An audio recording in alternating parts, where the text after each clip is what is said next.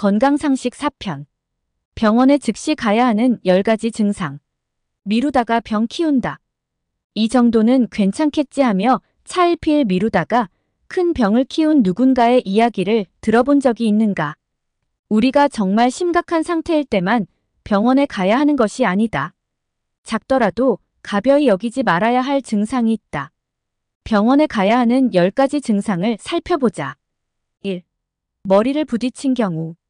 머리를 어딘가에 부딪혔다면 뇌진탕으로 이어질 수 있다.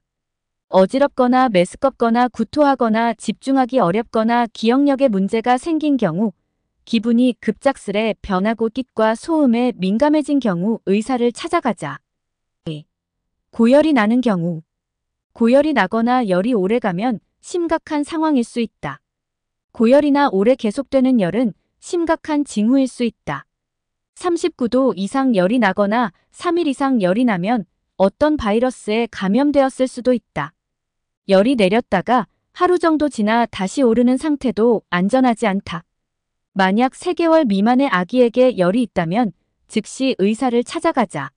3. 기침이 2주 이상 기침 계속되는 경우. 기침이 좀처럼 낫지 않는다면 심각한 상태일 수 있다. 만약 기침이 나면서 굵은 가래, 녹색이나 노란색 가래가 있거나 호흡곤란이 있는 경우, 발목에 부종이 있는 경우도 주의 깊게 살펴야 한다. 4. 급작스레 체중이 감소한 경우. 살을 빼려고 노력하지 않았는데 6개월 동안 몸무게의 510%가 빠졌다면 의사를 찾아가자. 갑상선 질환이 있거나 당뇨병, 간 질환, 크론병, 셀리악병 혹은 궤양성 대장염일 수 있다. 우울증이나 암에 걸린 경우, 약물 부작용이 있는 경우에도 급작스레 살이 빠질 수 있다. 5.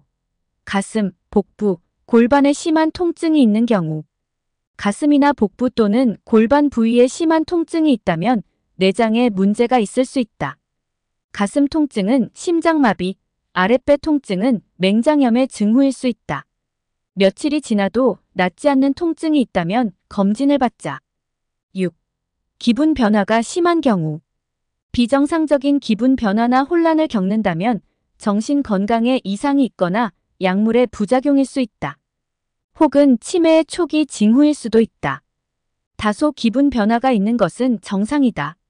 하지만 몇 주 동안 계속해서 큰 변화가 있다면 의사를 찾아가자. 7. 심한 설사를 하는 경우. 설사는 대부분 저절로 사라진다. 이틀이 지나도 설사가 낫지 않거나 하루 10회 이상 배변하는 경우, 배변이 검거나 혈변을 보는 경우는 주의 깊게 살펴야 한다.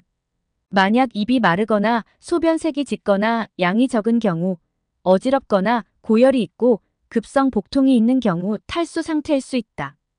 8. 호흡 곤란인 경우. 격렬한 운동을 하거나 고도가 높은 곳에 가면 몇 분 동안 숨이 차는 것은 정상이다. 혹은 잠시 공황 상태에 빠졌을 때 숨이 찬다고 느낄 수 있다. 하지만 다른 때 숨이 가쁘면 의사를 찾는 게 좋다. 9. 약물 부작용이 심한 경우. 약은 대부분 부작용이 있다. 어떤 부작용은 가볍다. 심각한 경우 일상생활에 영향을 미칠 수 있다. 부작용의 위험을 줄이기 위해서는 의사가 지시하는 대로 약을 먹는 게 좋다. 또 복용하고 있는 다른 모든 약과 보조제가 있다면 의사에게 말하고 의논하는 게 안전하다. 약의 상호작용을 줄이기 위한 예방책이다. 그리고 만약 새로운 약을 먹은 후에 부작용이 나타난다면 빨리 의사와 상의하자. 다른 약을 추천하거나 복용량을 조정해 줄 수 있다. 10. 수술 부위에 고름이 나거나 열이 나는 경우. 시술하거나 수술받은 후에 새로운 증상이 나타날지도 모른다. 수술 부위가 붓거나 열이 나고 붉어지는 경우 혹은 고름이 나는 경우는 이상이 있을 수 있다. 예상치 못한 증상이 있으면 병원에 가자.